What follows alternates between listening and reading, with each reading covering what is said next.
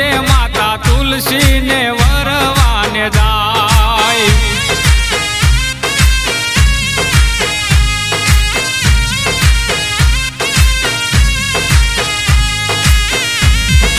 હે